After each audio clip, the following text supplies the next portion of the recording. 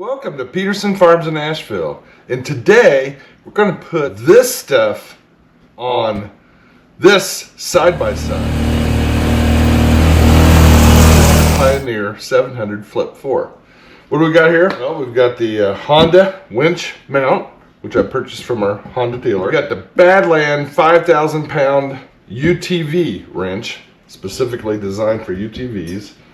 Comes with all the accessories that you see here, all the electrical connections, the solenoid terminal, and everything you need to install it on our Honda 700 Flip 4 side-by-side. So stick around and see how we get it done.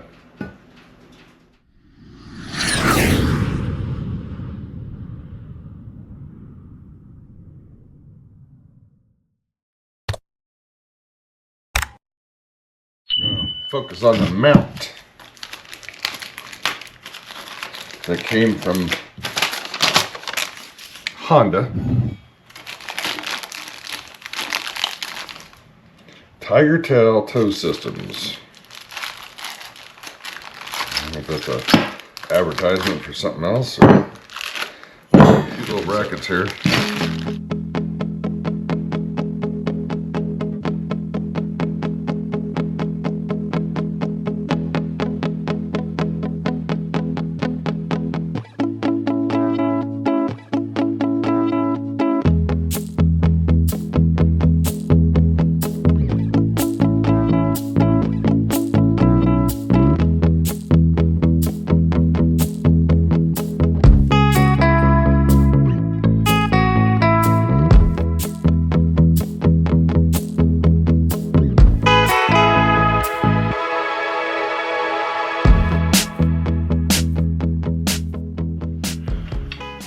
Well, we ran into a little bit of a situation here where you got these two holes here where the roller assembly is supposed to attach.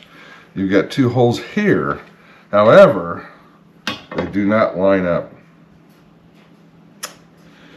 They are like one hole space off. Amazing. So this is the part that came with the Badlands winch. Then this is the part that came from Honda. So from the standpoint of the winch bolting up to the Honda mount for the Pioneer 700, that's not a problem. It gives you multiple bolt locations. But here, this Badlands winch, these bolt holes are really wide versus anything that's available here to mount to. All right, you know what that means. Drill bit time with the DeWalt drill. We are going to drill a hole right beside this one here on the Honda provided mount.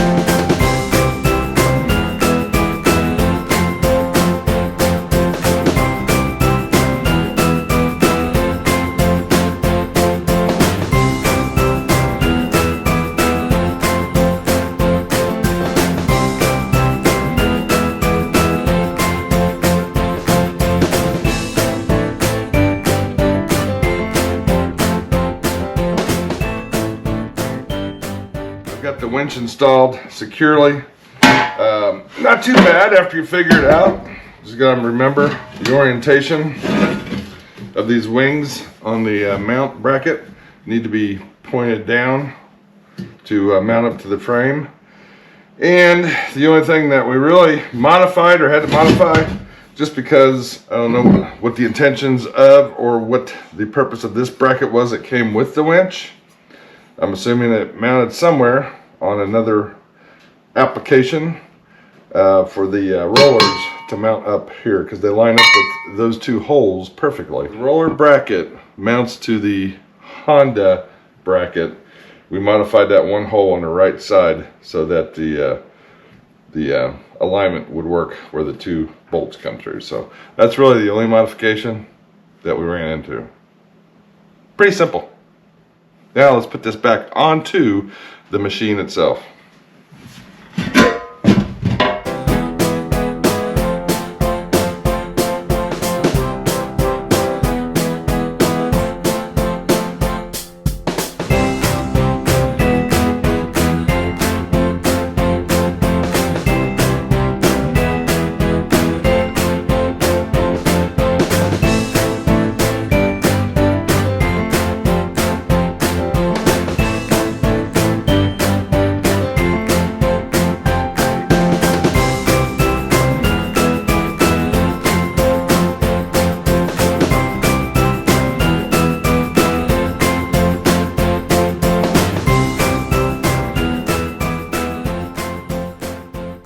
Well, folks,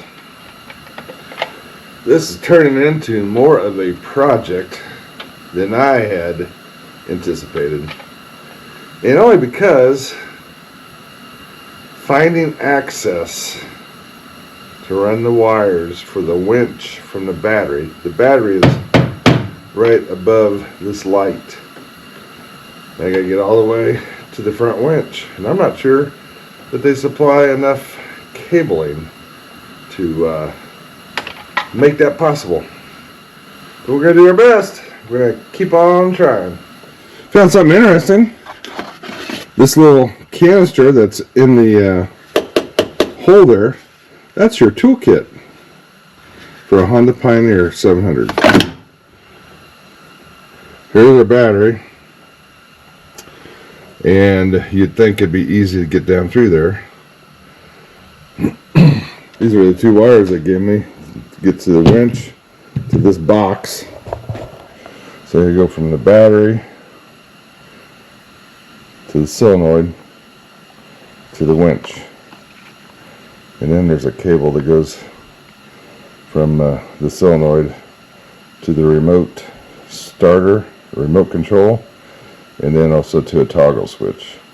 Then you gotta connect the toggle switch into a keyed wire. It's not that difficult. It's just getting everything ran is difficult. It's one thing to get it through here, and then the next thing is, can we get it over to there?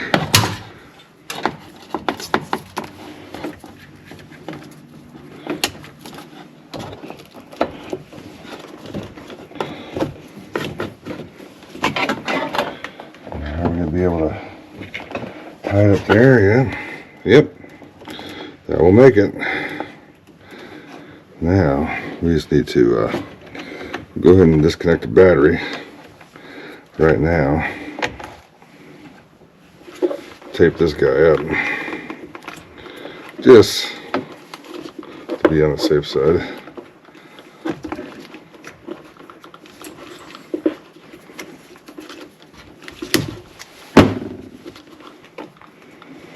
So we don't have any inadvertent. Okay.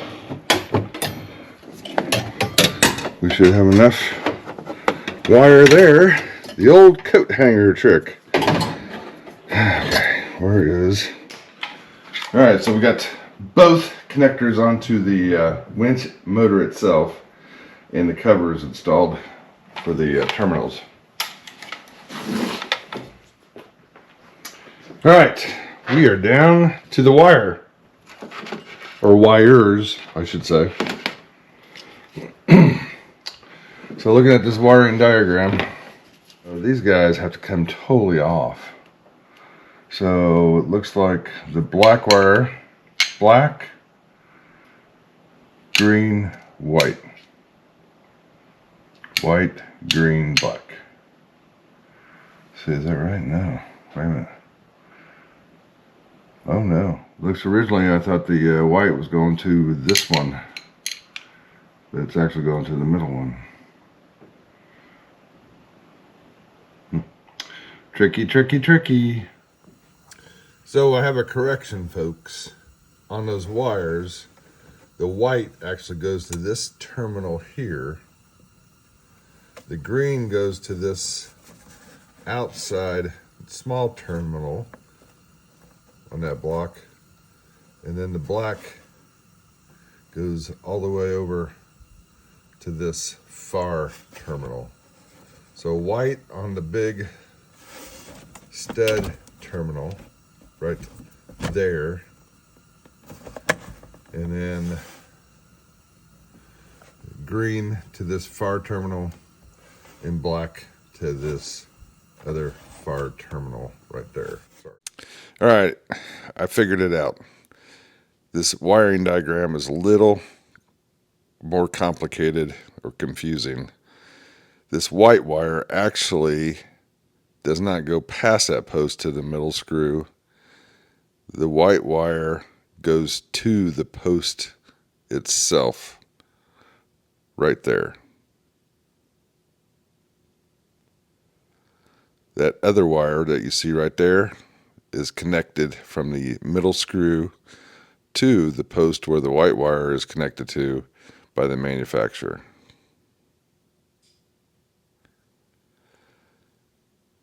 So it's a little confusing there, but that line that goes right there, that's a wire that's already present. So you can see the screw head, and yes, they are cheap. Look what I did. I stripped it out. The one on the left, I was able to loosen up enough to get it to come out, but the one on the right is screwed up.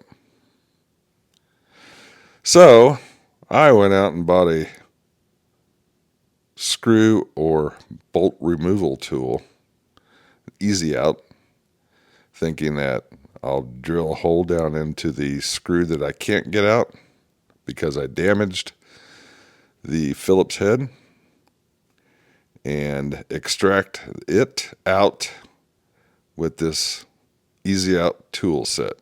Now just trying to determine which size to go with. So select the correct size and then the correct drill bit, and I start going to town. I'm going to drill this out, or a hole, in order to get the easy out down inside there and remove the screw. Easy peasy, right? Wrong. As you can see, as I'm drilling, the actual head comes off the screw. So now we have a whole new problem.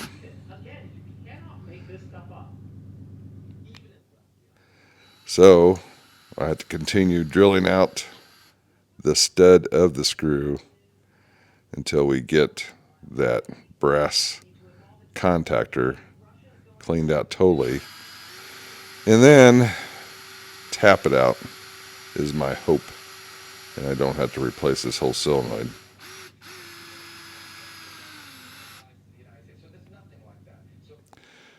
I finally get it cleaned out, and as you can see,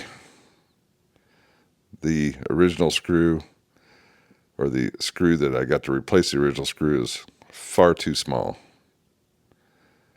So now we're going to have to come up with a larger screw and a different plan as far as tapping. But I'm right up against the wall of that brass, and I don't want to drill it out any more than I have. I bought this nice Bosch tap set, and what I'm going to tap is this little connector here with a 6/32. I'm hoping may have to go bigger because it doesn't seem like it's just barely going down all the way. I was hoping I could get away with that. Going to 8/32. It's going to be about the max we want to go. That guy in there. Shoot, I was hoping I drilled out that hole too big. I was hoping I could get it done with a 6/32. This is the last chance or last resort to fix this due to these cheap little screws that they put in there. Let's see if we can just maneuver that down in there straight as possible.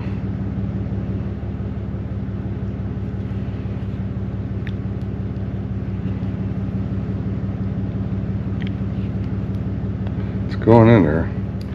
Back it out a little bit.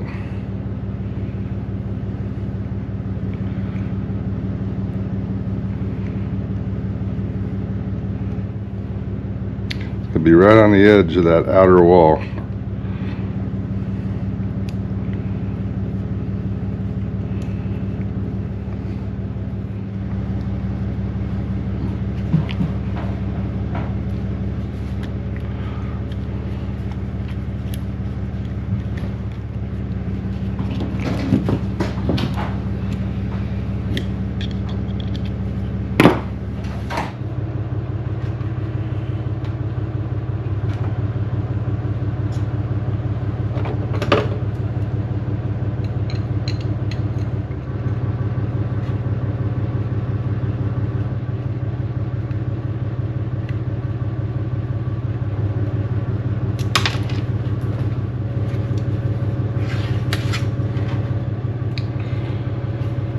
Okay, and we got yellow.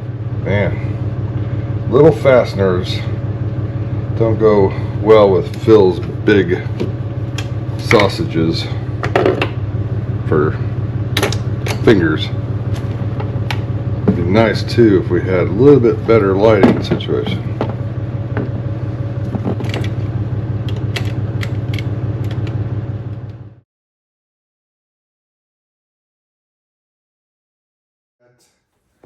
Just trying to see if it works. And it does. Alright, folks. Now we just have to wire in the toggle switch into the cabin of the Pioneer, and we'll be set to go. Alright. So what we're going to do, and I'm not going to bore you with these details, we're going to take out one of those blanks and install the toggle switch probably up there next to the interior lights, and that's where our winch would be located, as well as we have the hand switch that goes inside the glove box, stores up there. We installed that adapter right into the side of the glove box. Seems to work out well. That thing has worked very well. Don't have to turn the stove on because it's not quite cold enough to have the stove on, but yet that helps knock the chill off, let's put it that way. Anyway, we are done. I'm done with this whole project. It wouldn't say it was more complicated. It just seemed like I kept running into roadblock after roadblock after roadblock. But persistent finally pays off, right? If you're gonna buy a UTV, I would definitely recommend buying one with a winch already installed. Just makes it so much easier. And I don't think price-wise, it's gonna cost you that much more than going out and thinking you're saving money on a box store winch and then installing it yourself. Just the headaches that come along with it. I hate electrical, all things electrical, and you saw what we ran into as far as that solenoid and just hooking up. This is a poor design. When I was looking up on the interwebs, they had solenoids just like that, but they had spades on them. which is a far better way of attaching wires to it. And that may be the upgrade, because I bought this winch back on sale 6 months or so ago, and I'm just now finally getting around to installing it. Do I absolutely need it? It's always good to have a winch, just to pull you out, or just in case you need to pull something with the UTV, or the UTV out of a bad situation. Just gives you that extra peace of mind. Anyway, we have a few things to button up in the interior of the cabin. I'm not going to bore you with those details, but hope this helps somebody out. And if you're considering installing your own winch on a Pioneer side-by-side 700-4, it's a flip 4, think about several things. The ease or access of the wiring, that's going to be a struggle until you figure it out. So watch my video where I show you the best way to route the wiring. The solenoid, you got to be very careful with those screws. If it's this type of solenoid, hopefully you get the one with the spades on it, and you won't have to screw around with the screws, if you know what I mean. And you're going to need some longer bolts for your battery connections. Guarantee you that. But thanks for stopping in again, and keep coming back. We appreciate you watching and sharing and those comments that you all leave. And I appreciate each and every one of you. God bless you all till next time.